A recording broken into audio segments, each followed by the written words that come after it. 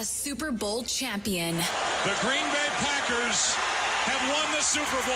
The Packers' all-time leading scorer. A game winner for Mason Crosby. It's time for the Mason Crosby Show with Mitch Nellis, presented by Verizon, the official 5G network of the Green Bay Packers, on the Wisconsin Sports Radio Network, powered by the Potawatomi Sportsbook, and on the free Odyssey app.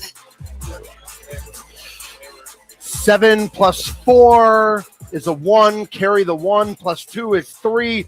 31 hours away. High noon right now on the Mason Crosby Show, presented by Verizon. Welcome in. My name is Mitch Nellis, a.k.a. Thunder, live at Natty Oaks in West Dallas. Tommy Wirtz is in the studios, powered by the Potawatomi Sportsbook.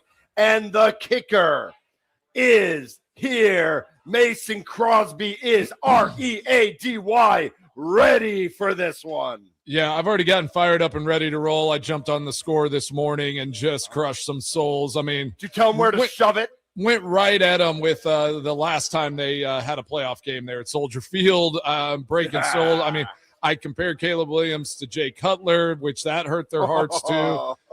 So, yeah, I went at them hard this morning, so I feel like it was exactly what needed to be done before we jumped on here at high noon. We got a great show lined up. We got Spiegel coming on, right, from what's his show? Yeah, Matt Spiegel and Holmes. That's right, 670 The Score. It doesn't matter what their name is. That's right. But you know who else we have coming out? A bear killer of his own, Jordy Nelson at 1 o'clock. You're not going to want to miss that. What's up, baby? I'm going to try to get him fired up. We're going to be talking. He's like, you know, man, Does he get fired up? Well, he's like, do we need? I don't watch a lot of football anymore. do I need to know everything going on there? And I'm like, no, dude. Let's just crush the Bears, talk about beating the Bears, and talk about playoff football. Is that we're gonna have some fun? Is that a little like incriminating for him because he's like on the NFLPA? No, he just watches that, right? Okay. I mean, it's like. He doesn't need to watch all like the in games. A vacuum, in a bubble. He just watches the. He just watches film. He's basically just watching film like he did when he played. Like I don't need to watch all the other nonsense. Like I'm just going to watch the clips that I need to watch. I also think that we keep calling Jordy Nelson Bear Killer, and me and Mitch Nellis got a text message today that would say, "You're not giving yourself enough credit, Mr. Crosby." Oh, you're jumping right into it, huh, Tom? I did see it. My mom texted me something this morning as well. Yes.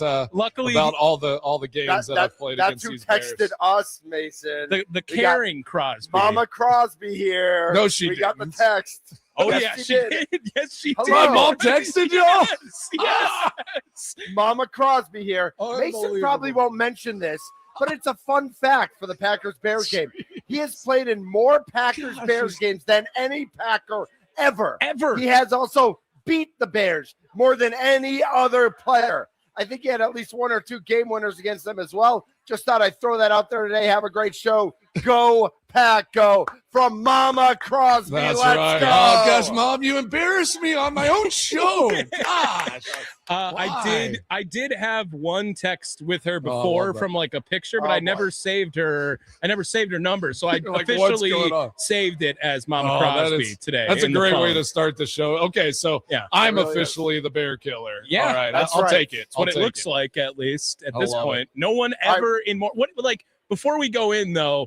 Like, is that not crazy for you to think? That's pretty wild. Where you're like, if any other person ever in this rivalry, you've played the most games? That is wild. Yeah, those kind of things are wild whenever it is most ever in like a place like Green Bay or in a rivalry like this.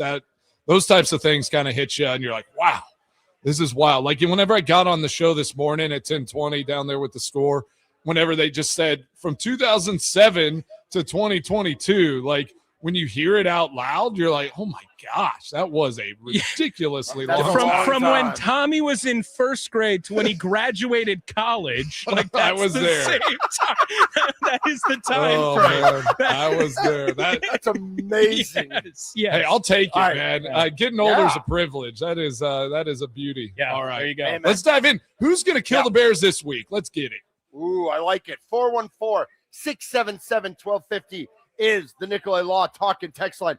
414-677-1250. Who on the Green Bay Packers is going to step up? Who is going to kill the Bears? Whose turn is it because we all know on the Wikipedia page, Aaron Rodgers for a long time was the owner of the Chicago Bears. Obviously, we just shared with everyone that Mason Crosby is the real owner of the Chicago Bears. Right. But Saturday night, less than 31 hours away, who is going to own the Chicago Bears for things to go right for our Green Bay Packers? Cannot wait. 414-677-1250. Find us on all the socials at WI Sports Radio. We're streaming on Twitter. We're streaming on YouTube. I can see us right now. Mason, I thought you'd have like a big Legends, like just logo right across your shirt. That's so funny. I had my Legends hat on and I was like, I'm taking it off. I can't do this multiple days in a row. But thanks for bringing it up. I'm rocking some Verizon right now. Oh gosh, you're the company guy, man. Corporate Thunder, baby. Let's go. Corporate Thunder in the house. Yeah. All right, who is stepping up? The easy answer, Jordan Love. Jordan Love has to go out and have a game. And it's not just with his arm. It's not just like, all right, he's going to slice numbers. Yeah, it's not number. He's just got to command that offense, have a clean game, run this thing, lead this team to victory. This is that moment where it's just, I mean, we talk about like Aaron Rodgers wasn't Aaron Rodgers until that playoff run in 2010, right? Like absolutely. You become a legend in these moments. And I'm just excited to see if Jordan Love, if this is his time. Can he become a legend for this Packers organization against the Bears in Soldier Field and make a run in these playoffs? With 31 hours, we're going to start getting some of these answers. And I think he has it in him. Is he ready to unlock that and take it to the next step? And I love the take that he doesn't have to go 320 and 4 touchdowns. First of all, we don't know what's going to happen with weather. Especially not against this team, the Bears team. Yeah, I mean. Right, exactly. But I think there's an eye test and a feel test to this, that as we're watching the game, like there's a big difference between I read the box score versus I watch the game, right? Yeah. And I think we will feel this and we'll know. Like, I think we're all interested to see what happens that first Packers drive. 2.5 weeks, whatever, 3.5, I don't know, whatever it is. 2.5 weeks. Yeah. That Love's been practicing every day. Yeah. But he hasn't played a meaningful game since that second quarter of that Bears game. What are we going to see? Is he going to try to do too much too soon? Is LaFleur going to plan too much for him for too soon?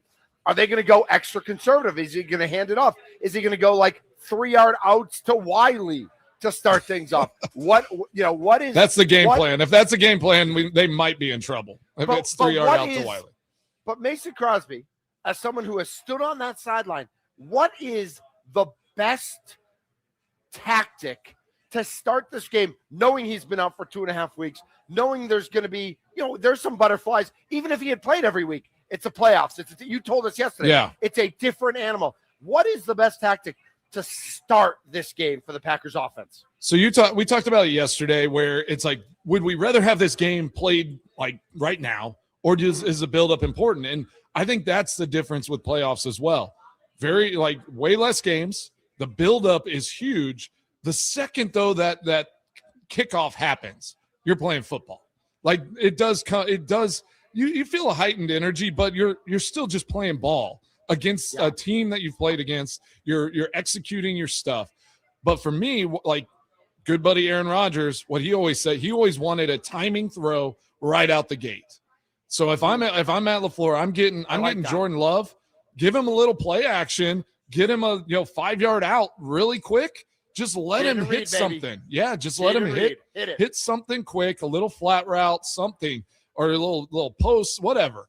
Just let him throw the ball really quick and early, so then he's just settled in. Now he's in the game. He's flowing. You can hand the ball off on second down if you want, but I think Jordan Love needs to get in this game quick. You got to give him opportunities to get that confidence and get that rhythm back.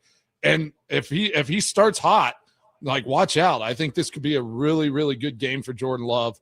And then Josh Jacobs is going to have to find a way to run the ball effectively, or that core, that group, Emmanuel Wilson, Chris Brewer, they're going to have to get in there and run the ball effectively, try to control this clock and keep the Bears from just doing anything wild. You don't turn the ball over. You don't, you're able to maybe get them off the field some, stop the run. this Bears team is beatable. This game of wild card weekend has to be the most like everyone's shrugging their shoulders. Like, I don't know what's going to happen. You got a team on a 4-game losing streak, team on a 2-game losing streak. Bears put up crazy amount of points against the 49ers, kind of lay an egg against the Lions. Packers didn't play on like the 18th week. Like, these two teams, you're just not sure what their identity and what they're going to do in this game. So I feel like that's where the playbook it's like the sky's the limit. We can do whatever we want. Let's go firing on all cylinders. Let Jordan Love just cook all game long. 414-677-1250 is the Nicolay Law talking text line. Who do you need to step up for these Green Bay Packers? Tommy, what do you got for me, brother? I think that we are talking about the wrong side of the football, gentlemen. Okay. I think that Jordan Love, I'm not really concerned about it. I think that he's ready to come out. I think he is going to be, shaking off the rust. The rest was more important for Jordan Love during this stretch, especially going into that last game. Why would you have him go out when you can't improve much of anything? This Packers defense, however, 100% the thing I'm most concerned about is the Bears run game in this. I'm not concerned about Packers offense. I mean, the Packers run game maybe has some concern for me, but as long as the Green Bay Packers can make Caleb Williams beat them, I think that's going to benefit them a lot in this game. Now, I have been on record saying that I think he is a problem, but Ben Johnson gets in the way of that sometimes, it feels like. And he wants to just continue to pound the rock, continue to run. And if they saw the last couple of weeks with this Green Bay Packers rush defense, that has to be their plan A of attack on Saturday night. Yeah. So if this Packers defense, I'm assuming you're going to need massive games out of Quay Walker and Edgerrin Cooper in this one, because I don't have a lot of faith in the defensive line in run stopping. So I'm expecting the next level to have to play a massive part in this game if Green Bay wants to be successful. I love that. Mason, can this defensive line keep the linebackers clean? Can they step up? We saw what the kid did, what Sorrell did. Yeah. Without Wyatt, obviously Kenny Clark's not walking through that door. Can the defensive line do enough to keep the next level clean? Well, I think that has to be the goal, and this has to be a master class for Hafley. This has to be one of his best performances of the year as well, where he dials it up, where it's that interior defensive line is just battling to just at least hold those offensive linemen and free up those linebackers to be able to come downhill and make plays. Because I have no doubt a guy like Edgerrin Cooper, we've watched him play all year. Isaiah McDuffie lights his hair on fire and gets downhill. Quay Walker, those linebackers are going to have to fly around and sell out every single play of this game to be able to stop that run. You stop that run, you get Caleb Williams in like unfavorable down and distances and make him try to press to win this game. That is what serves this Packers team really well. So this, for me, it's not just the players. The coaches also have that pressure to put on a masterclass. Just take deep breaths. Make sure that their guys are in the right spot. We're done with that now, right? They've already had practice. Everything's done at this point as far as what you can establish and do on the field. Now it's just making the right calls, putting your personnel and your defense in the right spot to stop the run. Force them to get Caleb Williams to try to beat you with his arm, not with his legs, mind you, because he's good at that as well. Make him beat you with his arm, and this thing is right up for grabs for this Packers team. 414-677-1250, the Nicolay Law talk and text line. Find us on YouTube and Twitter at WI Sports Radio as well. The Mason Crosby Show is presented by Verizon. I like the idea of what can the defense do to just like overload and run blitz and get things kind of crazy for Caleb Williams, because we know what Swift and Monangai can do. And everybody keeps telling me, because Tommy and I, we talked about this on Wednesday, and Mason, we talked about it with you yesterday. We're scared of that running game. Yeah. We think the running game is really good. We saw what happened in the first two games. And I got like Packers fans everywhere saying, well, they're not facing Derrick Henry, so I'm not that worried. Man, I don't know if you didn't watch the first two Bears games, but when the Bears focused on running, they ate. Yeah. Like they tore up the Packers. And so I'm like, what do you just sell out completely and Well, make this run game's more dynamic. Like the Ravens is right at you. Like what? Like they're giving it to Henry. He's coming right at you. Like it's very punching Valentine in the straight mouth. on. Yeah, and like this run game, because it's been Johnson and how like the Lions do their run game, like how they run the ball, it's dynamic. Like you have to be fundamentally sound up front. You got to play gap sound defense on the interior defensive line, and then your linebackers have to be committed and flying around. And that is why play action works in this offense really well, because you suck those linebackers up, and then like everything behind them becomes an option. In my mind, I'm like, you have Isaiah McDuffie. He's literally he is going to stop the run. Just have him plugging gaps all day, and then you put Quay, just dealing with some of the past stuff. Let Cooper just be a baller, right? So that's how I would set my linebackers free. Here's a question for you two guys. Just thought of this right now. If only one could happen, which one would you rather have for this game? Either A, the Packers create a turnover, or B, the Packers do not commit a turnover in this contest. Create. I think you can still beat this Bears team giving the ball to them, because they haven't just blown teams away with all their takeaways. If we get a turnover, if this Packers team gets a takeaway, then that's going to be the difference maker. Yeah. Trayvon Diggs, here we go. Boom. What if it pick six, Trayvon Diggs? Oh, gosh. Oh, he's getting a contract if he does that. Pay the man. Extend him. He's getting a contract. I'm not paying him $97 million, though. Extend him. I mean, they paid Jair to never play, so why not? Oh, I mean, let's go into this. Sorry. That's rough. That was mean. 414-677-1250 is the phone number. The Mason Crosby Show is presented by Verizon, the official 5G network of the Green Bay Packers. From our little sister station down south, our cutie pie, little sister, ponytails, all the good stuff, rainbows and unicorns. Vibe, small town vibe. Matt Spiegel, Spiegs from Spiegel and Holmes, every afternoon 2 to 6 down there. Spiegs is going to join us coming up next here on the Mason Crosby Show. Tommy, how you feeling? I'm doing all right. Yeah.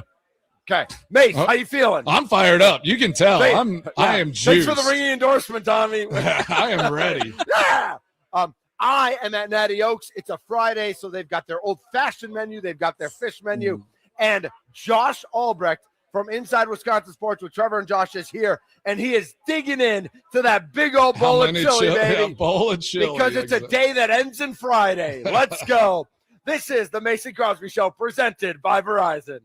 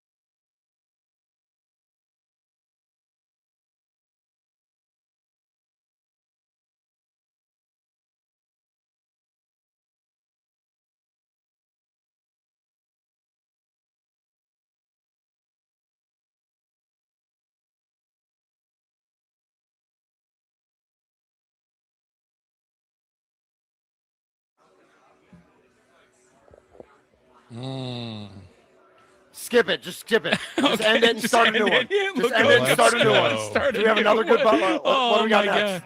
What do we got next? Oh, it's not getting much faster. No. There we go. All right. There we go. Yeah, let's do that. What's up, Nadia? Let's go. This is the Mason Crosby Show presented by Verizon. My name's Mitch Nelson, a.k.a. Thunder. Tommy Wirtz is in the house. And before we get to our guests, real quick on the Nicolay Law Talking text line, let's go. My son is getting married this weekend. Yeah. Oh, no, it will be during the Packers game. His fiance's family is all Bears fans, and there will be no TV at the bar. Well, then your fiance's family are not Bears fans, and you're not a Packers fan. It's not going to work. Right. You change that wedding. Yeah, Go get married at the courthourse and have a party watching the game. Relax. And it's not a bar. It's not a bar. That's true. Yeah. What bar are you at? They're not Bears fans. You're not a Packers fan. It's not a bar. How many things in this puzzle are wrong? Are you sure they're not duping you? Like, are we in the Midwest? Like, come on. Like, there's a TV somewhere. Well, I know our guest absolutely agrees with that take. Joining us now on the guest hotline powered by Gruber Law. One call, that's all. It's our guy Spiegel from 670 The Score in Chicago. Spiegel, how you feeling, brother? I am wonderful. Guys, this is great. I mean, we can get into the trash talk and what's going to happen and the whole thing. But isn't it awesome that this rivalry is meaningful? Awesome that there are so many levels to this with the coaches and with the quarterbacks looking to still define themselves and all of it, as well as the Bears thinking maybe they're over the hump because they won the division, but we'll know if they're over the hump or not based on what happens in one football game on Saturday night.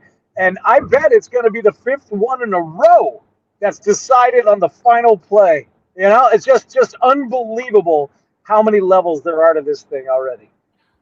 Yeah, this rivalry's tightened up here these last couple games. These last four have been pretty nerve-wracking, exciting to watch from an outsider's perspective. And what better time to keep this rivalry going than Wild Card Weekend here? I mean, this is going to be epic. Saturday night, Soldier Field. It looks to be cold, windy, everything you hope for. What are you expecting that energy to be like at Soldier Field, Speaks? Your Bears fans are hopeful for the first time in a long time. What are you expecting there in Soldier Field? Well, I'll tell you, I was there a month ago on that Saturday night when it was unlike any energy I have ever felt or been a part of at a sporting event. I mean, it was violent. It was crackling. The energy was outrageous. I felt like all 60,000 of us were going to join together in one body like a big Voltron and just climb out of the stadium and march up the lakefront. Man, I'm feeling it. Yeah, dude, that's the way it felt. It was just unbelievable. And then the Bears came out and were completely emotionally out of control. DeMarco Jackson jumping on top of the pile, 3 penalties on the first defensive drive. So, I mean, I suspect for the fans, it's going to be like that. And what we need is the players to not be like that because the players were out of control. And then what happened was as soon as something bad happened, and you guys remember, it was the gimmick play from Ben Johnson, which I hated at the time on 4th and goal, and a snap that goes over Kyle Monungai's head. Every bit of energy got deflated in that place, and it was dead for about 2 hours until just before the onside kick, essentially. Yeah. And so you can't afford to have an energy that's that inconsistent as a football team. As a fan base, you do what you want, but the football team was dead. And so that's what Ben Johnson has to guard against, and he's got that experience now, so that's good. Well, honestly, though, like what you're saying, and like I'm just imagining being there, and you got to give credit to this Bears team and Ben Johnson leading them to be able to capture that back. It's like, did they capture it? Did they get it back? Or did the Packers kind of start handing things back to them, right? Like this rivalry, these last few games, it's like you see some of it where it's like you're taking it from each other, but there's also been times where it's just kind of been handed back, right? Like, so we talked about this earlier, and I'd like to ask you, is it more important for like the Packers to not turn the ball over or to try to get a takeaway to have a chance to beat the Bears this weekend, because we all were in consensus, but I'd be curious to see your point on that. When the Bears get 2 turnovers or more, they're 9-0. When they get 1 or 0 turnovers, they're 2-6. The Bears defense bends. There's a lot of bending that goes on, and I think the game plan will be to allow the bend and then try to hit the hell out of your ball carriers after they catch it short, or hit the hell out of the running backs, or try to bat a ball up in the air and get a pick. Now, I think turnovers are the number one factor, and it's crazy to think that this game might come down to 2 plays or 3 plays, but I think that's going to be the key. And I'll say this because it ties into your concept of the magic that the Bears had in that game. They've had it 6 times.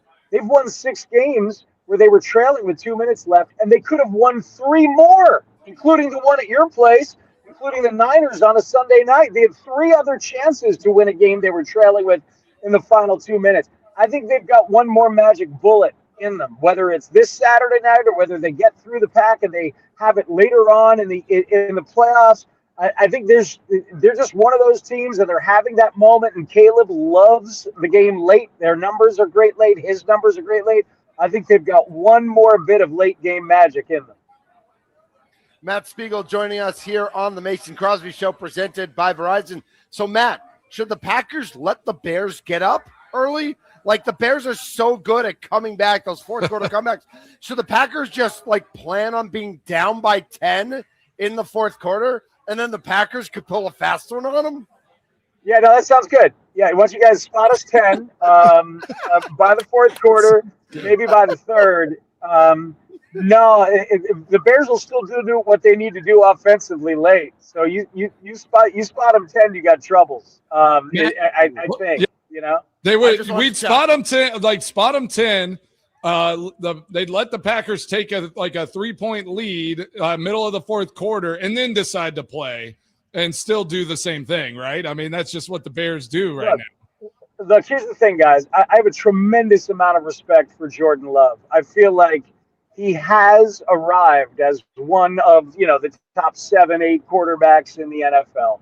And maybe you guys want him higher than that because you're so spoiled with your Rodgers and your Favre, and maybe he will be. But he's a really, really good quarterback who is very good against the blitz. He spreads the ball around, and he's really good. One thing, though, if it's going to be windy like crazy, some of those balls that he throws with great touch and loft and timing are going to flutter around in the breeze and fall into Bears defenders' hands. And Caleb Williams likes to fire that thing through the breeze. And I'm telling you, I'm not worried about the rain or the snow, but you ought to worry about the wind. And we'll see what the wind is like. Matt Spiegel, 670 The Score, joining the Mason Crosby Show here. I don't want you to necessarily speak on behalf of all Chicago Bears fans here, Matt, but I do want to gauge where you are at. Is this game the Super Bowl, or is this game a stepping stone, or is this game house money? How are you feeling specifically about this round, super wild card round of the postseason? You have to feel that you're already ahead of schedule where you are with Ben Johnson and Caleb Williams, but do things start to feel more real after this win, or are you just saying that as long as they get this one, I'm happy with this season? I mean, this would be massive for the entire offseason and the future. To have this as a win would be massive for our overall perspective. If it's a loss, it's going to make for a very uncomfortable next 3 weeks or month. And then I think Bears fans, and I know I will, be able to get to a place where I'm like, yes, as you said, we're ahead of schedule, man. This is the bonus year. This is like the Cubs in 2015. And the Cubs in 2015 lost to the Mets in a sweep in the NLCS, and everybody was like, that's all right. We're on our way. We're next. But you know what they also did in that playoffs? They beat the Cardinals. Beat the Cardinals in the NLDS. And that was a big deal. So it's really a very similar comp to the feelings in my mind. But the other thing is, like, even if they lose, the overall feeling of the offseason is going to be one of excitement and expectation and dissecting what Ben Johnson's vision is for the roster and the offseason. And so, I mean, it's going to be thrilling and it's going to be exciting. But the locality of it is what's going to make it so potentially painful and uncomfortable, where I have to hear from jamokes like you. Matt, you know what I'm sick about? I am sick that the Bears feel better about their team after losses at the end. Like, that's what's really annoying me. Because Green Bay's go ahead. I hear you. Like, I said that the loss to Green Bay at Lambeau Field was the last moral victory of the season, because I saw Caleb come back in that second half and the offense come back and make it a game, and I was like, damn it, we got a guy. Like, the Niners loss was not a moral victory to me, because you had the 1 seed sitting right there for you, and they couldn't get it down in the final play. It was chaos. This loss would not be a moral victory. No, this would be crushing. This would suck. But I think we would get over it in the totality. That's my point.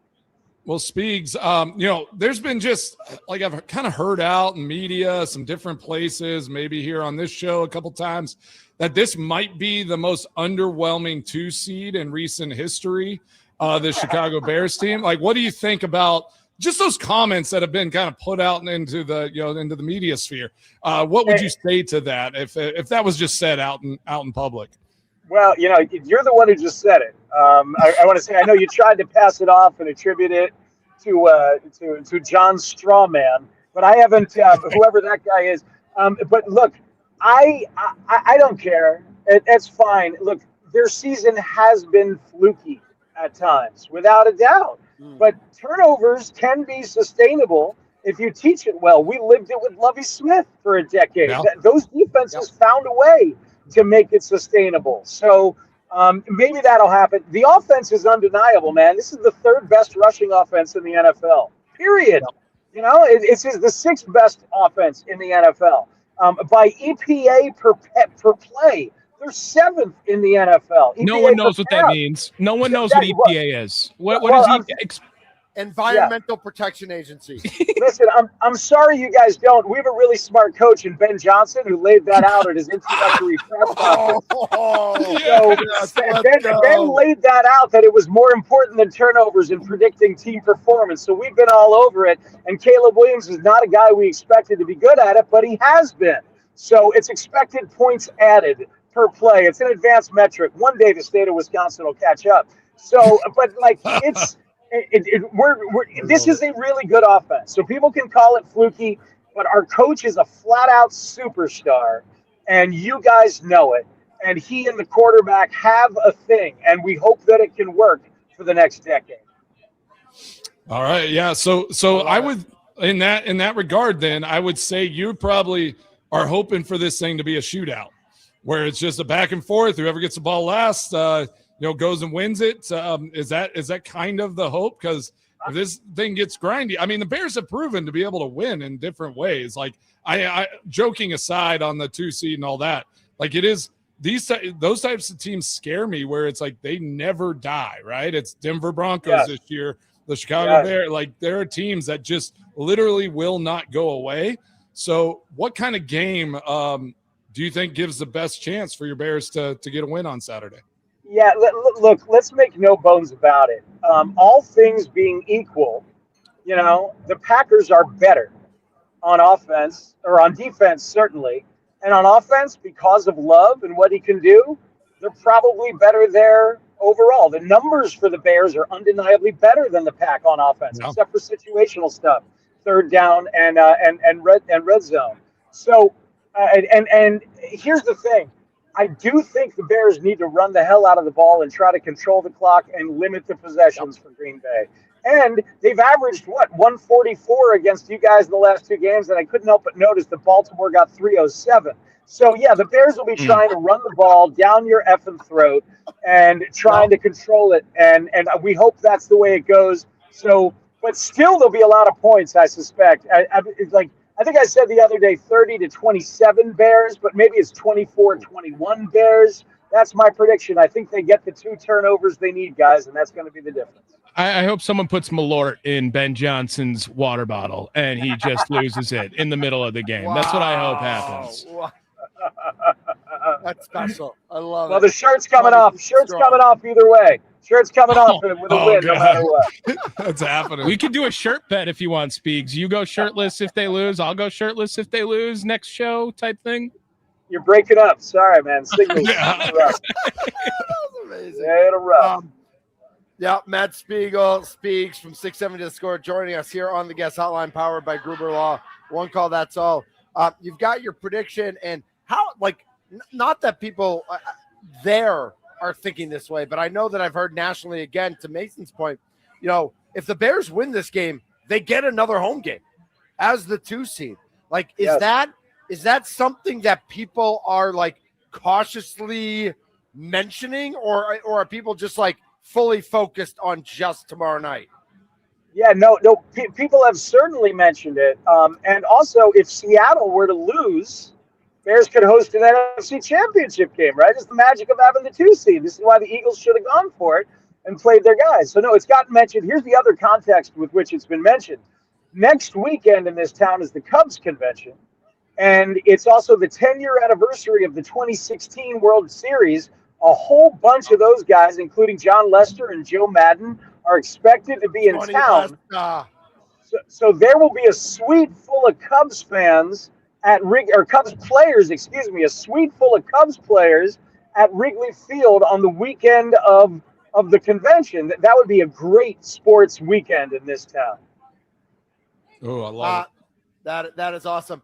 Real quick, could there have been a better time for the Chicago Bulls to have to postpone a game because of condensation than this week in Chicago, where no one in Chicago is paying attention to the Bulls?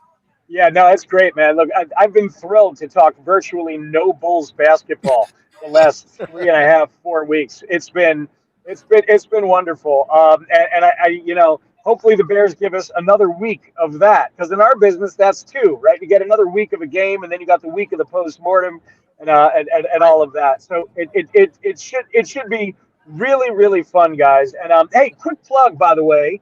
For anybody within the viewing audience of WFLD Fox 32, the local Chicago affiliate, Saturday night, I'm doing post game on TV with Luke Canellis and a couple other folks. Right.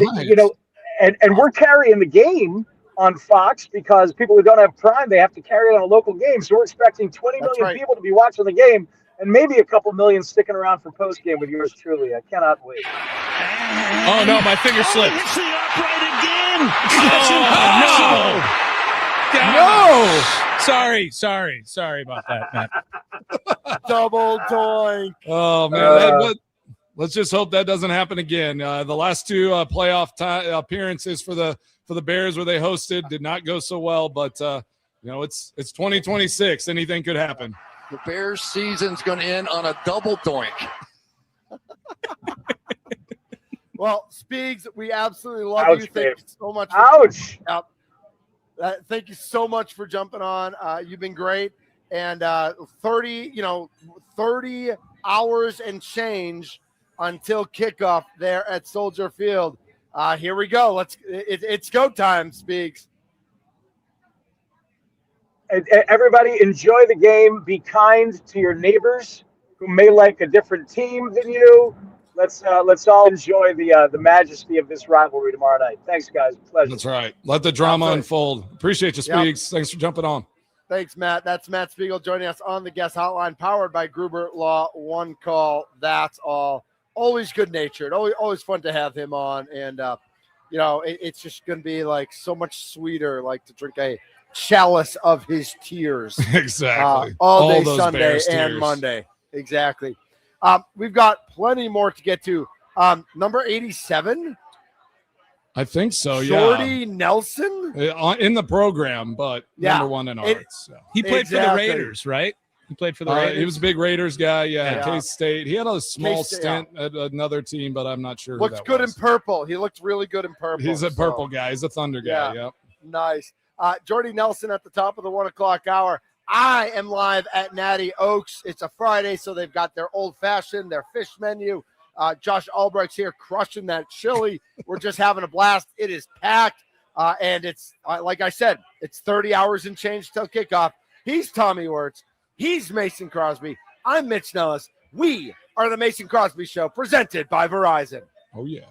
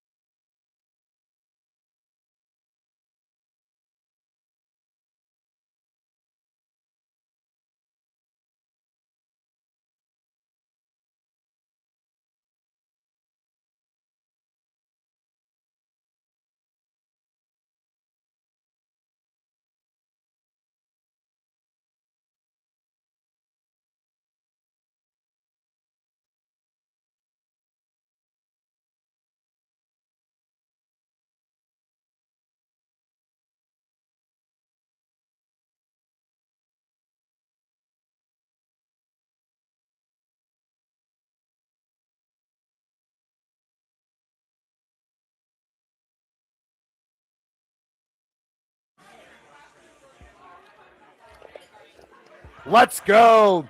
This is the Mason Crosby Show presented by Verizon. I'm Mitch Nellis, Tommy Wirtz, Mason Crosby. Our thanks to Matt Spiegel for jumping on. We're about 10 minutes away from Jordy Nelson joining the show. But before that, who's it? Dick in Iowa? Is that right? Yeah, Dick in Iowa on line 1. You're on the Mason Crosby Show. How we doing, Dick? Good. How you doing? We're doing well. What you got for Crosby and Nellis here? Hey, Mason, real quick. Do you know a defensive back named Lorenzo Sims from Colorado? Oh, Lorenzo Sims. I do. Yeah, I remember Lorenzo. He is now my son-in-law. But anyway, Oh, no way. Mazel tov. Yes, that is awesome. Yeah. Lorenzo, so great. I can't remember. I think he came in the year after me. We might have been the same year though. Amazing. Lorenzo's awesome.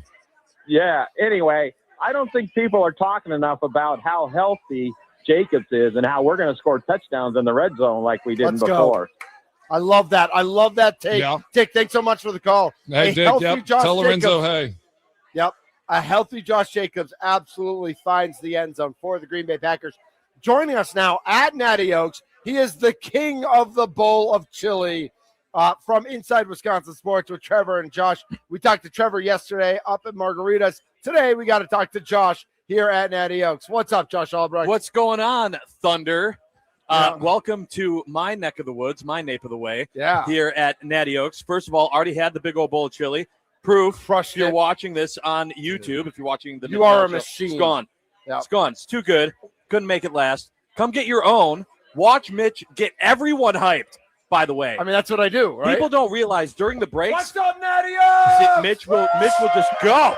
He will just go. Look at that place. Awesome. I love that, man. The ceiling, is it still decorated for Christmas, or is that an all the time thing? Absolutely. Okay. No, it is. It is beautiful. And I'll tell you why. Because they follow the same rule as I do in my house, Mason, which is the Christmas tree doesn't come down until the Packers season is over. Oh. I don't care what's going on like with the rest with you know, what's after New Year's. No. Are the Packers still playing football? They're playing meaningful football. I'm not taking Christmas decorations. Sace, what do you think about that? Oh, Tommy, go ahead. Well, I still have my tree up right here. It's my tree's rocking. Yep, we're going. So I'm Josh, right there with you. Josh, are you planning on taking your tree down this weekend, or what? What's the plan? No. Okay. Shut your won't. face, Tommy. Shut up. Just wondering where he's at with it. That's all. No, and my out is even if they lose, I mean, I'm not going to do it that day. Like, give me a couple days. I can't do it that. Well, I can't do you're it not Sunday. doing it Saturday night at midnight. Right. And then Sunday, I'll probably need to rest. All right, one way or another. So I heard you and Trevor discussing about like how big of a game this is. Yes. Is it a Super Bowl? Is it just another game? Where did you fall on how big this game is? Yeah, I don't think fans? we came to an agreement. Essentially, he was saying the Packers only play with a mentality of Super Bowl or bust. And I was like, absolutely not. This game is huge. This game is an ending to an amazing trio of games between two of the biggest rivals in the history of the National Football League. It has all the juice, everything that's happened this season. Packers fans do not want Bears fans to be able to say, hey, at least we proved to the Packers that now this is our division. No. Mason, nobody wants Big that. game. No. Huge game. Yeah. If you can't get up for this game, like you don't have a pulse, and you might as well just not be playing football anymore. This is not playing. This is not just another play. I mean, it's not just another game. It's also not just another playoff game. I don't think it's as big as a Super Bowl, but it's a pretty darn big game. Yeah, I mean, look at what it's done to Q. I mean, Q's all in on the Packers now out of nowhere. Setting aside his LaFleur hate? Yeah, wow. Yeah, I mean, it's all about bigger men prevailing in this one, That's it feels right. like. And he liked your bowl of chili, too, there. It's so that's a big bowl good. of chili. Yeah. You gotta come get Mace, it. you got to try it next time you're in town. You got to get this chili. So It's how many for real. times a Big old week bowls do you of get chili it? on mine. Just on Fridays. Okay, it's just Fridays. Okay. TGIF. Keep That's it for right. Fridays. Thank I God love it. it's Philly. No, sorry, Friday, chili. Got it. I was trying to do something there. Jimmy Drunk, Chongus. drunk. That's a Come swing on, and a miss. Jimmy. Look, you look. If you're batting 500, you're in the Hall of Fame, and you're the best to ever do it. That's what I always say. That's right. Yeah, I don't know. All right, Josh, so you got the Packers with the dub? Yeah, but it's going to be insanely close, and I hate that. Anyone that thinks that this is going to be a blowout one way or another, these two teams have proven that's not going to happen. Yep. It's not going to happen. Yep. Someone will fumble. Someone will make a mistake to keep it close. It's just going to happen. Josh will be It's gonna be listening fun. on Monday inside Wisconsin Sports, 6A to 9A right here on the Wisconsin Sports Radio Network. Thank you, fellas. Yep, thank you. Thanks for jumping on. Mason, we got number 87 in our program. Not number 2. You're number 2. Yeah. He's 87. You guys played a couple years together. You guys beat down the Bears a bunch of times together. We're going to hear all about it next. Jordy Nelson is next on the Mason Crosby Show, presented by Verizon. Let's go.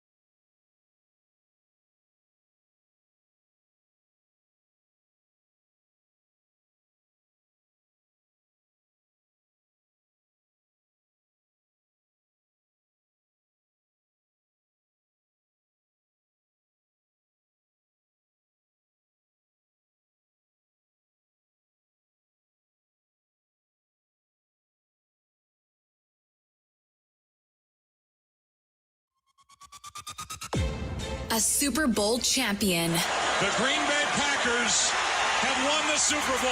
The Packers' all-time leading scorer. A game winner for Mason Crosby. It's time for the Mason Crosby Show with Mitch Nellis, presented by Verizon, the official 5G network of the Green Bay Packers, on the Wisconsin Sports Radio Network, powered by the Potawatomi Sportsbook, and on the free Odyssey app. That's right, big voice lady. We are the Mason Crosby Show. I'm Mitch Nellis, a.k.a. Thunder. Tommy Wirtz in the house. Mason Crosby just kicking around, doing his thing, dominating the Bears. Most wins ever in the history in the Packers-Bears rivalry against the Bears. Mason, before we get to our guests, we'll get to him in 1 second. Are you surprised the Packers are favored by 1.5 in this game, according to our friends at the Potawatomi Sportsbook?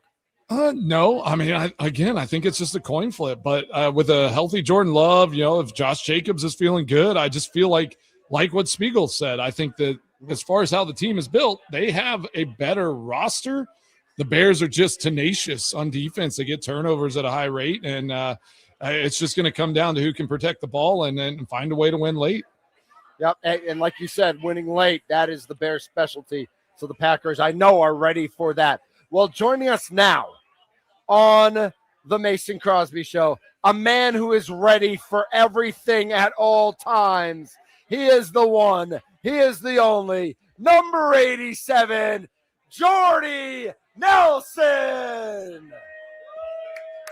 How we doing, guys? Oh, there's the Jordy. Yep. How's it going? Chill out there, Jordy. Chill out. All right. Whatever, Mitch. There he is. All right, Jordy. In between coaching, you're the high school basketball, coaching all the kids stuff, riding tractors, doing all that.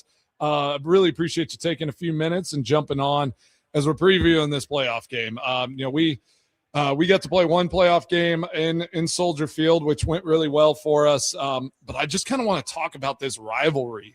I was looking at your stats, and I'm going to read some numbers. These guys that embarrassed me earlier with, all the games I played against the Bears. But in 17 games against the Bears, you had 68 catches for 1,060 yards and 8 touchdowns. Yeah. That's insane. In your first, 4 games against them, you didn't have – I don't think you even had any catches. You didn't, get a lot of opportunity there. Mm-hmm. So talk about what this rivalry means to you from a Packer player perspective. Yeah, I think it means a lot. I think when we were, especially early in our careers, when the Bears were good with Urlacher and Tillman and Briggs and those guys, the competitiveness of the games were very high. And whenever you can get these games back into the playoff mode, when we went on our run to the Super Bowl, and now what these guys are about ready to do this weekend makes it even that much more intense. When the games really matter. If it's getting into the playoffs or an actual playoff game, the intensity is higher. The expectations, obviously, for both organizations are extremely high, and the fan bases are just as crazy. So it's exciting to see it back in, I'm going to say, meaningful games when everyone will be watching and a lot's on the line. Jordy, I want to go back to if we can remember. This is a long time ago, but the wraparound last game against the Bears in 2013, and then the first game against them in 2014 in September. You had 10 catches in both those games. The one in 13, you had 161 yards, no touchdowns somehow. How do you get 161 yards and no touchdowns? And then 108 yards on 10 catches and 2 touchdowns. It looks like, I'm just looking at all your stats. When you scored against the Bears, you scored in pairs. It was either no touchdowns or 2 touchdowns, which I find fascinating that happened. So what do you think equates to that? Whenever you got hot against the Bears, it just became you were on fire and they just kept feeding you. So talk about those 2 games if you can remember them specifically. I don't know if I can, but I think a lot of it is with our quarterback, with Aaron. When he can get in a rhythm and get confidence and feel a vibe with the guy. And we had a bunch of obviously great receivers. And my 10 years there of just it becomes situational, I guess.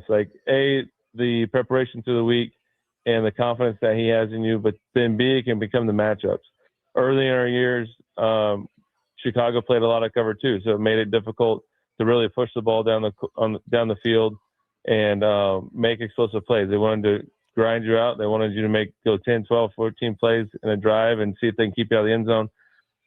Probably in the middle of our careers, they went to more of a one high stuff, and then that's when we liked our matchups. Whenever you had to bring an extra guy in the box, try to pressure Aaron, you had the matchups on the outside that we wanted, and it gave some big plays. So I think with who we had on the outside and obviously who we had at quarterback, he found the matchups, and whenever we had a matchup, we exploited it and continued to exploit it over and over again.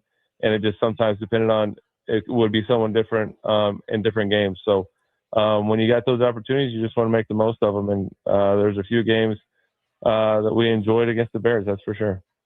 Yeah, one in particular, which I'm thankful for, that you made a great play, was in 2016. The long 73-yard catch that you had to set up a game-winning field goal. Talk about that connection as a wide receiver with your quarterback, you and Aaron for so long. What happened on that play? Because we've talked about it a bunch. I know y'all kind of saw something, how the safety lined up, where he was. Talk about adjustments and what that means for a quarterback and the receiver being on the same page to make those adjustments in game. Yeah, I think it's the game planning going into it and the film study and the preparation matter a lot. And I vividly remember that week, if it was with Aaron or in our receiver room with Coach Luke Getsy, about trying to get their corners to weave. Like they wanted to be in their pedal. They wanted to open up. And if you're running a go ball, you wanted to, kind of chase their inside shoulder to get them to stay inside, then go outside for a fake. If we're wanting to run a post route, we lean them a little bit to the outside, they'll widen for us, and then we stick it and go to the post. And I do believe earlier in that game, I was able to do that on a go route and completed it. And then we came back, like you're mentioning, that final drive where we had to have a chunk play. The route that I was running is normally pretty much just a clear route. It's a skinny post. It's an alert for Aaron. If it's there, if the safety sits down, then it's a go for it. Like he's going to let it rip. For whatever reason, their safety sat down with, 20 seconds left and we have to go 80 yards. Right. They sit down on, I can't remember if it was Randall or Devontae running an over route or an in route, and he squatted on that.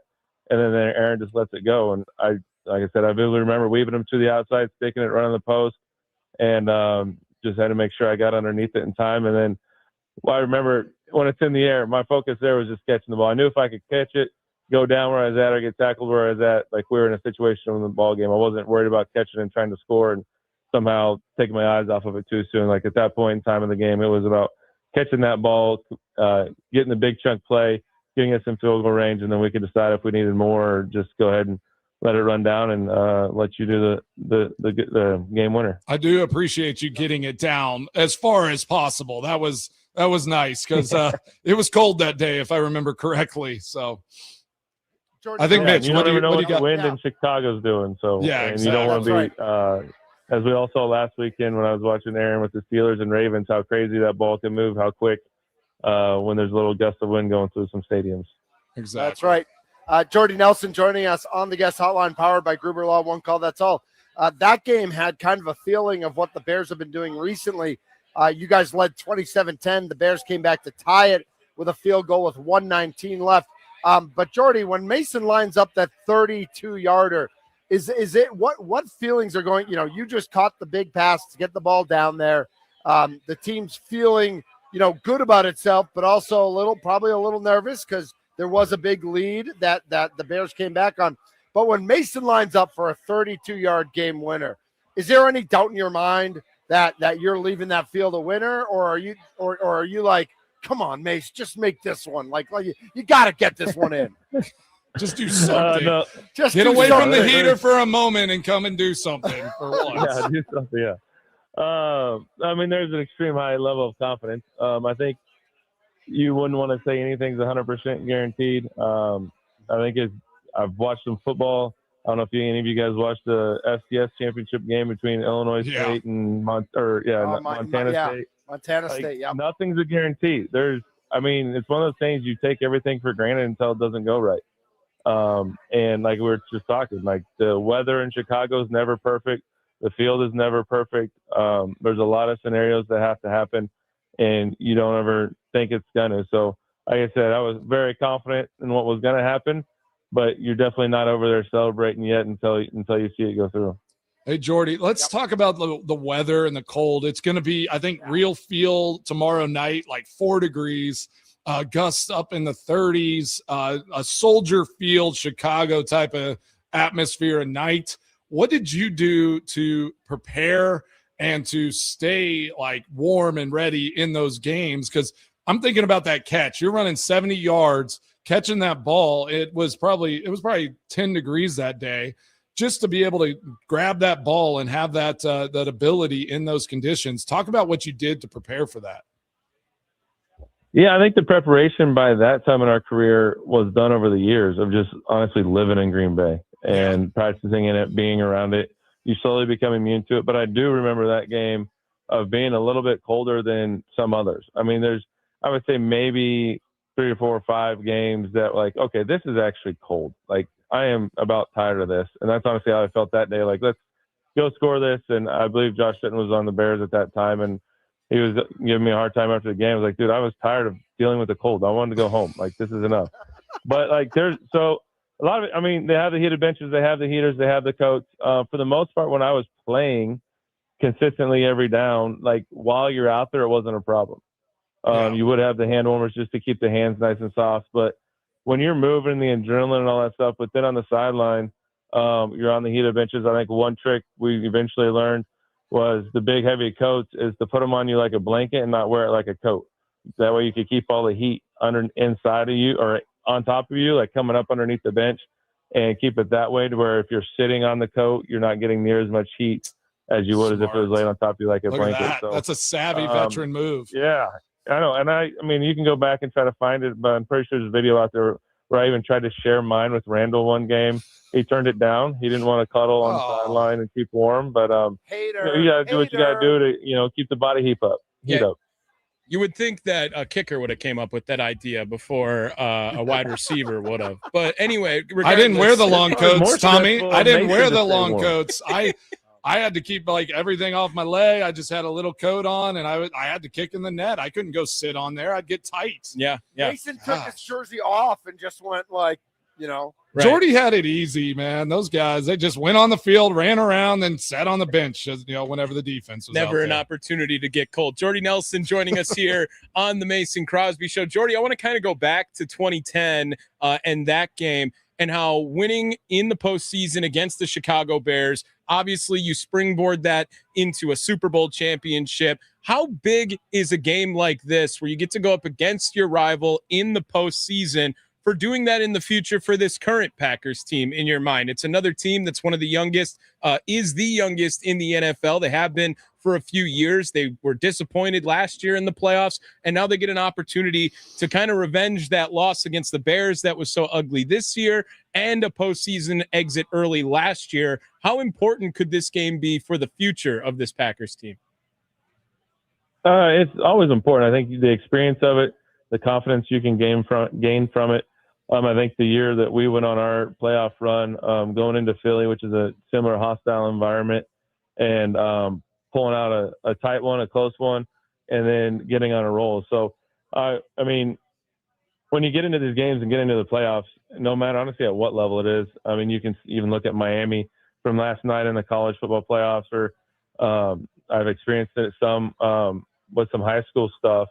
Of like, once you get in the tournament, you just need to win. And it doesn't matter how or when or how you get it accomplished. You just need to get the W. And sometimes the first game's the hard game. It's getting the nerves out of it, getting comfortable, pulling off a tight one, and then the momentum will go from there. So I think it could be a big springboard for them if it's within this playoff run or years to come. But they're all that way, honestly. I mean, every game you get underneath your belt, the more experience you have, the more comfortable you get, and all that stuff carries from year to year. So they just need to go out and play well.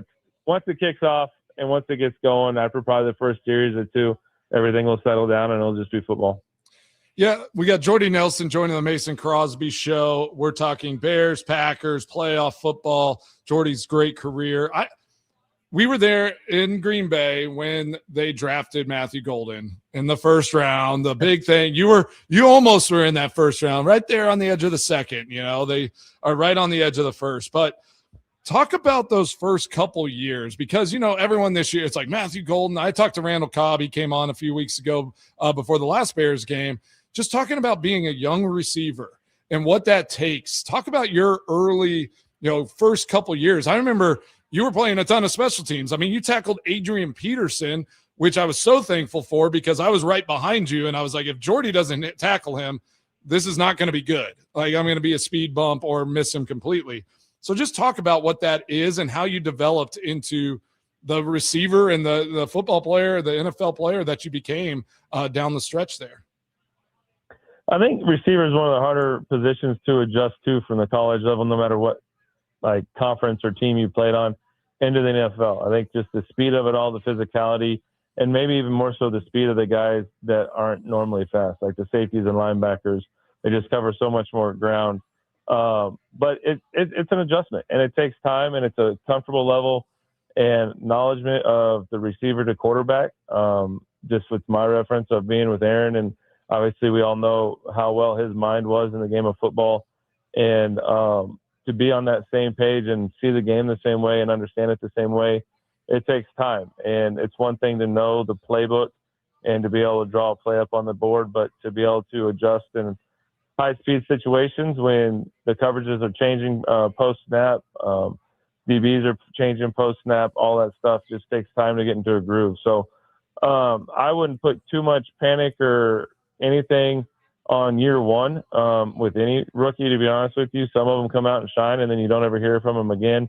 Some it takes time to develop, and then they'll go on and have a nice career. So I think just continue to be patient with it and putting in the time and getting that comfort level with Jordan and having consistency with it week in and week out, I think makes a big difference. And not even week in and week out on Sundays. I try to stress this to so many kids. It's week in and week out on Wednesdays, Thursdays, and Fridays. That's where the growth will change everything. Sundays will be Sundays, and that's when you make plays on Sundays, your confidence will grow, but your growth will change on Wednesdays, Thursdays, and Fridays, and that's where you got to be every week, if it's in season or if it's in the 2 months of May and June when you're in OTAs and mini camp, where you can really dive into things and start to understand and see it all the same. I love that. So someone for Golden, right? That's right. Yeah, I think Matthew Golden, that's been the talk, Jordy, like all year. Is like, is Matthew Golden a bust? It's like, it's year one. There's a good core of wide receivers like y'all were, right? Like when Randall came in and Devontae and all that. And it's like the beauty of the Packers and how they seem to do it is they don't expect a rookie to go out there. These other teams that draft those rookies and those receivers first round or second round, they have to go and try to be a part of that offense and make a difference right away, or they're just like the team's not going to be very good. So I think the beauty of it is Matthew Golden can keep developing, keep getting comfortable without like bad situations happening on the field all the time in games, and can keep building behind the scenes. I love that take that you just had. We had a something on the Nicolay Law Fan Talking text line I had to hit. 262 Ziggy asked, ask Jordy why wide receivers sometimes warm up shirtless for cold weather games, but kickers never do. I'm curious on that one too. What do you think about that, Jordy? I guess I'm going to say receivers are mentally weak and they have to try to convince themselves that they're tough. I like that. I love that. How much did you pay for this? How much did you pay? When I warmed up, I had a hooded sweatshirt on, hand warmers, sweats. I was warm and comfortable, ready to warm up and go play a football game. I think all the people that walk out there without shirts on are just trying to mess with their own minds. And to me, it already shows that the weather is causing an issue with your mind. Like you're already worried about the wrong stuff. So put your clothes on, go warm up. You've talked about that, Mason. I know. Jordy, Hey, I've said that exactly so many times. Said. Whenever, like Jordy, let me know if you agree with this. Whenever we go out to warm up pre-game and the opposing team, probably a team from Florida or California, whatever, and all their guys are running around with their shirts off, I knew we were going to crush them.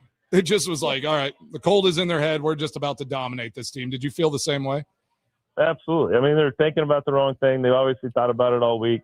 They had this cool plan and show that they're going to put on 45 minutes before kickoff.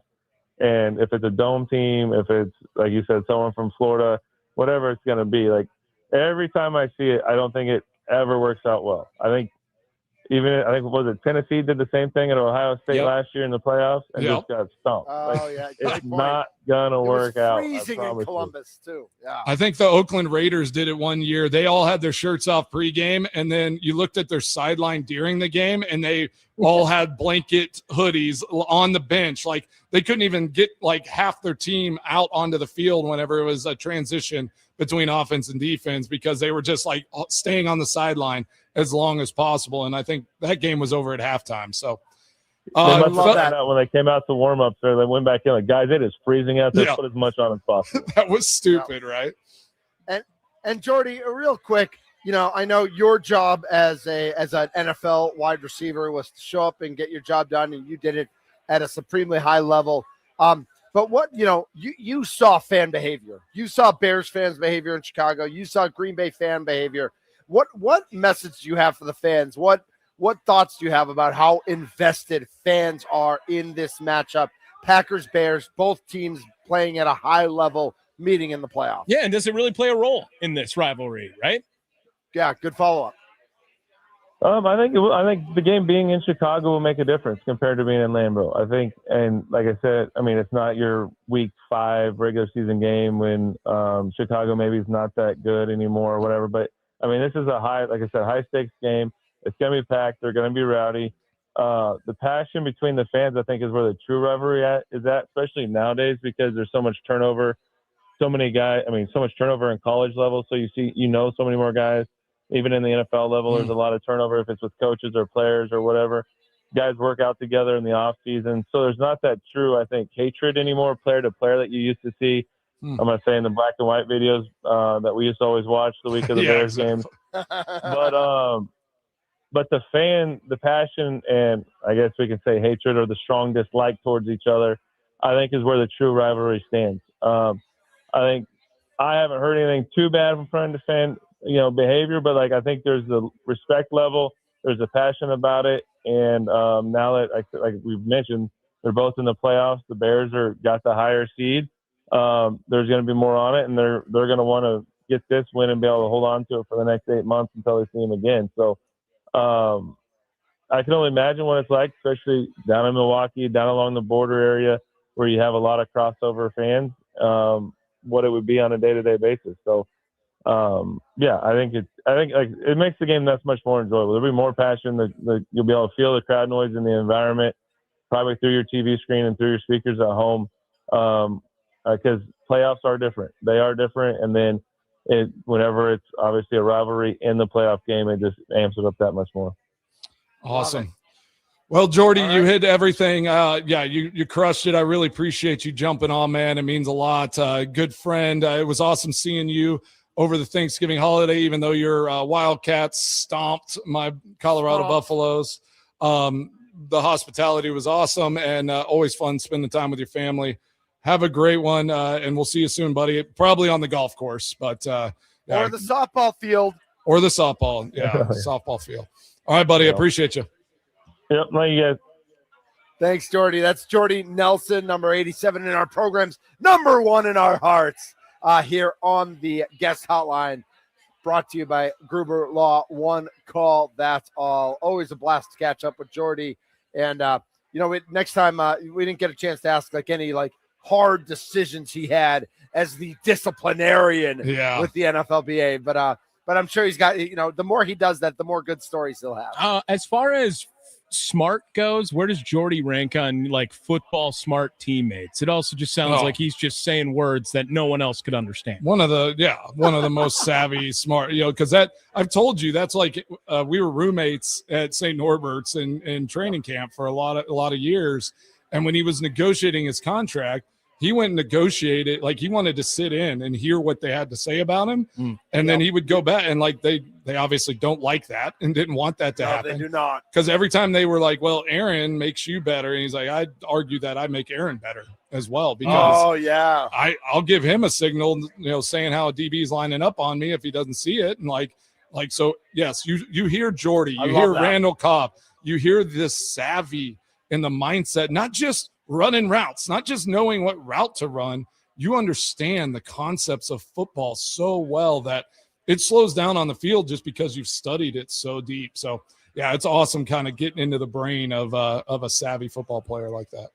All right, well, we're getting down to the nitty-gritty here on the Mason Crosby Show. Less than 30 hours away till kickoff. I know Sparky is in the house. He's getting his pregame meal as he gets ready for Wisconsin Sports Daily. He'll be here from 2 to 5 here at Natty Oaks. But we've got plenty left to get to. 414-677-1250 is the phone number. Who needs to step up for our Green Bay Packers tomorrow night? He's Tommy Wirtz. He's Mason Crosby. I'm Mitch Nellis. This is the Mason Crosby Show presented by Verizon.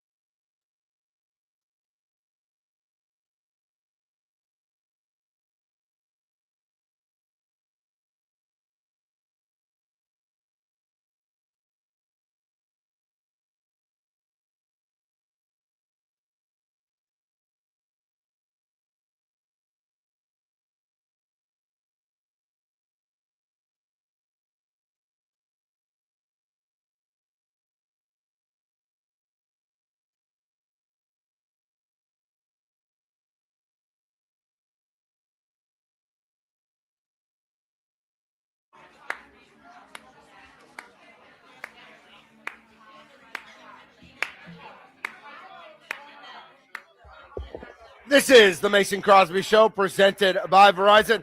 What up, Natty Oaks? Woo! We are at Natty Oaks in West Dallas. It is still full. Everybody's crushing lunch. There's wings, there's burgers, there's chili. I had a bowl of clam chowder because, Is that all you've had? I've had a little bit of pretzel and a little bit of fries. Okay. Yeah. We got a Bear Still Sucks. I hear that. Nice. I like that. Get them revved up. Get them revved up. Oh, yeah. Is Jordy too smart? Jordy Nelson just joined us. Like he's just so smart that I don't even remember him showing a lot of me. I'm an emotions guy. I'm a passion guy. Yeah. I'm an idiot.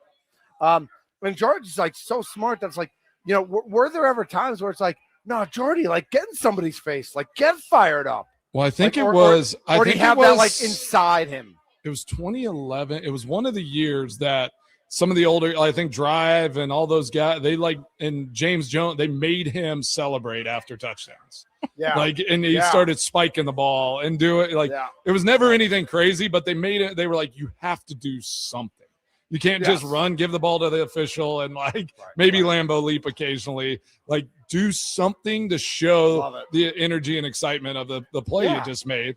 And that's just not who he is. You can hear him. He's just he's even. He doesn't get too high or too low. It's go to work, do your thing. He was a year behind me.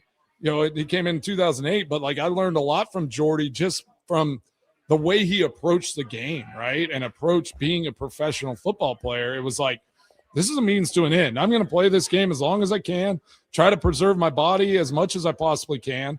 And then I'm going back to Kansas. I'm being a farmer, and I'm going to live my life and do all these things. He didn't let the game define and change who he was. Oh, for sure. You know what vibe he gives? He gives the vibe that he's the dad who never gets mad at his kids. He just gets a little disappointed. He's no nonsense, man. He's exactly. Yeah, it's definitely that. When they don't get their chores done, he's not mad at them. Nope, he's just a little disappointed. This is how it needs to be done, and it's going to be done this way. And it's no nonsense there in the Nelson house, which is awesome. I love it. When we go and visit, it's great to see.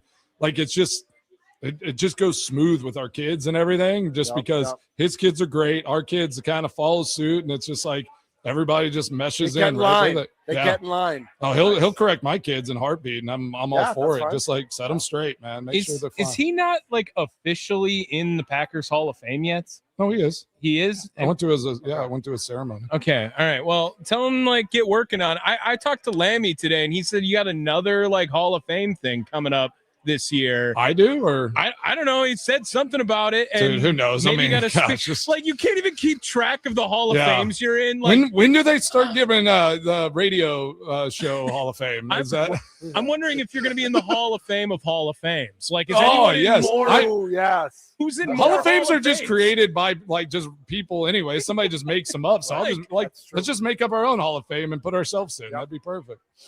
All right, this is the Mason Crosby Show presented by Verizon. We've got some good messages coming in on YouTube and Twitter and the text hotline, the Nicolay Law text hotline, 414-677-1250. But, Mason, I want to, switch gears just for a second. Crazy college football game last night. Yeah. We finally got, a great game, back and forth, chaos, ugly at times. I think there were 43 dropped interceptions in the game. But we got Tony is a dog. That guy is a baller. Unreal. He's 18. That is insane. He's cooking everyone. Yeah. Right. He should be a senior in high school right now. Unreal. That's insanity. Yeah. We were. I think we were watching the game at home, and he's the guy. I walked in, and Mrs. Thunder was like, "You got to watch this guy. He's unbelievable." Yeah. It's that's what we want, right? That's what we want from the college football playoff. That's what we want from this. We want exciting games, right, Mace? Yeah, Miami gets to play in Miami for the national championship, which is kind of wild. I did say, and I texted y'all, and I'm curious because some people have this mindset: just let them play, let them play. But how do you not call any kind of holding or interference on that last play? Ole Miss, and I'm not for throwing, giving a team another chance. But I mean, the guy literally grabbed inside of his jersey, and it's not a Hail Mary, that was a 35-yard throw. I mean, that's just a normal pass. Like he dropped back, the guy's running a go route, and he just threw it up to him. I feel like you got to call that. I feel like you got to call that. I think you do too. I agree. Like on Hail Marys, I don't want to see that. No, like they're all battling. But this was so egregious that 5 seconds before the ball got there, he was already tackling him. I mean, like he grabbed him before the ball was thrown and then held him through the play. I mean, just call defensive holding, give him 5 yards, let him have another. Right. Yeah, just give him a 5-yard holding call or something. You can't, like, that's not a no call. Yeah, I don't think anyone would have looked at that ref and been like, oh, like, I mean, there was grabbing and a penalty that could have been called easily. Can I just bring up that I made the Cinderella analogy yesterday, and you guys have obviously never seen the movie, but that is exactly how Cinderella is. Yeah, where someone took Ole Miss's glass slipper and smashed it on the ground. Right. And it was the ref's fault. I blame the refs. I understand where both you guys are coming from, and I totally thought it was pass interference. You can't, like, it feels like you can't make that call there at that moment. It just would be all chaos in that moment. I think what really I feel about it is I'm just sad that was the last chance I get to watch Trinidad Chambliss at Ole Miss. Because no, anywhere. Well, ever. He'll play in the NFL. No, he won't. Why not? Trinidad He looks amazing. I think he has. I think he spins the ball well, man. I think he has. I don't know. I think he's like Malik Willis light. I think he throws the ball better than Carson Beck does. Carson Beck was throwing high on everybody. If he doesn't have Tony like flying up to get it, I mean, down the stretch, like he had some errant throws, and it almost cost him actually on one of those plays. Yeah. He should have thrown it into the stands, and he almost threw a pick on the sideline. All right, back to tomorrow. Packers and Bears. Packers 1.5-point favorites at Soldier Field. The appetizer is Rams and Panthers. And getting ready for this game, like, do you like that there's another game before our game? Like, will it be on in the background? How do you manage your excitement for tomorrow night, knowing there's another game on first? Like, that is like of moderate interest. Like, I don't know that we're really interested in Rams Panthers. Yeah, we want to see what if Devontae's healthy and what he can do, what Stafford can do. Can the Panthers keep it close? Like, I like the idea of like there being on a game on the background, but I'm like, I don't care. I just want to get to the game itself. Like we talked about though earlier, the buildup, right? Like it's playoff football will start, and then now it's on, and I think that builds an energy for that night game where all of a sudden now we're like, all right, games have started. We're in it now for the next, however many weeks it gets to last. Let's lock in and get this thing going. I'm interested. Like for me, it's like I like chaos. And so it's like if Carolina beats the Rams, that's all, that's chaos. That's crazy. That's awesome because everyone thinks the Rams are, but if the Rams go and stomp the Panthers, now it's like, are the Rams the real deal? With Devontae back, with now I just love the questions that are going to be asked once these games start. So I just had somebody text me about maybe playing poker tomorrow night, and I'm like, bro, sorry. Dude, this game. Packers game is on. Relax. I'll play. Mace, can I come down and play in that game? Yeah, come on down. Yeah. All right. I would love to play in a Mason Crosby poker game. Yeah. That'd be well, I'm like really good whenever I play, when I play the way I should play. And then dude, you don't have the patience for poker. If I get competitive, and then I'm like, oh, I'm in every hand. And I'm like, I'll will my way to this. I'll bluff my way out of any hand. I love do you have 4 aces? I can beat that. It's fine. It's poker is just when I feel like I play poker like I would play chess. Like I just know how the pieces move. Like I have no idea anything else, but know what you're trying to get. Yeah, I go out there that's a full house. I have no idea. Like I'm not counting to see what are the chances this guy has. I think the savvy guy, the stuff is like the betting, right? Like when to raise and when to check. Like you have to exactly. How much do you push in? There's a science. There is. For sure. When I play with financial guys, when I play with Rob Hall, my buddy Andy Hermson, and all those guys. I want to play with Rob Hall. Wait, Andy Hermson is always processing the numbers of all the little things. So he's like, if you don't bet correctly, he gets a tell, right? It's not necessarily the person. It's literally your progression of bets and all of those things and tracking that. You know, an Andy Herman and an Andy Hermson? Yeah, all in Green Bay. Wow. That's wild. That's weird. That's wild. That's We got to really get them weird. together. Yeah. So Mason, They're are like not- cousins. Like, it's weird. Like, they just dropped the S at some point. Right.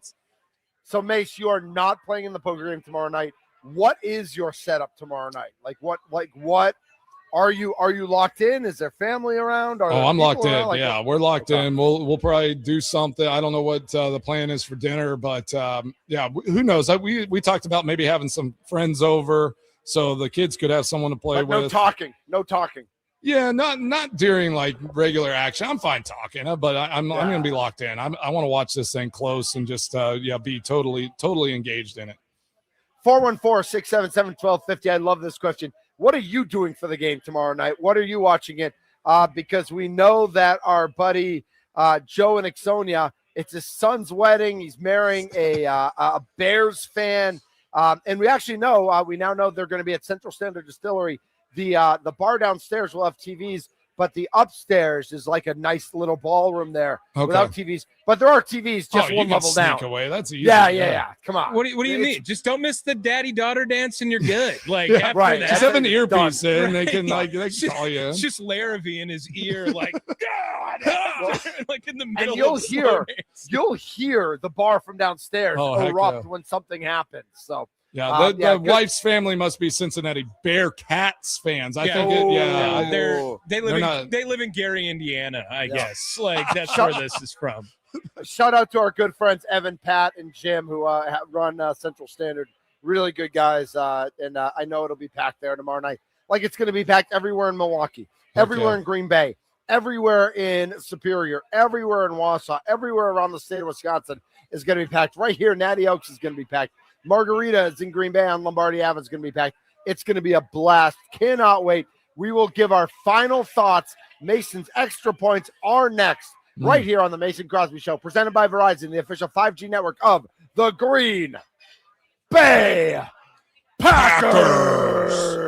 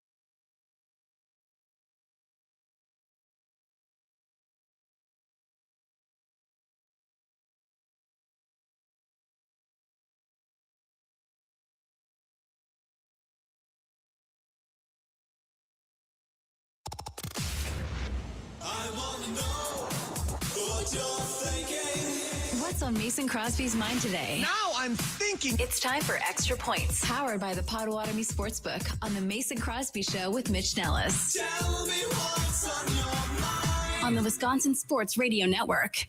All right, fellas, that was a playoff caliber week by the Mason Crosby Show. I feel like like we got it done this week, and we did what we could to get this win on Saturday, which wasn't much, but we said a lot of words and we did a lot of work here. Awesome for everybody that came on. Thank you for everyone that listened. It is Friday. Like, this is the last conversation we will have until this game is played. I'm so pumped for it. I'm excited. We got one more comment. Nikolay Law-Fan talking text line. Schwartz Center says he's coaching my son's indoor soccer game. Yay, youth sports. All youth sports should be canceled tomorrow evening. Yes. Like, what's happening in this world right now?